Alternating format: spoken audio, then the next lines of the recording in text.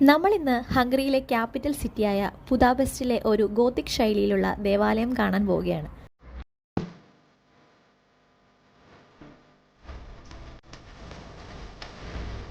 ഒരുപാട് ഉയരത്തിലാണ് ഒട്ടുമിക്ക കെട്ടിടങ്ങളും പണി കഴിപ്പിച്ചിട്ടുള്ളത്.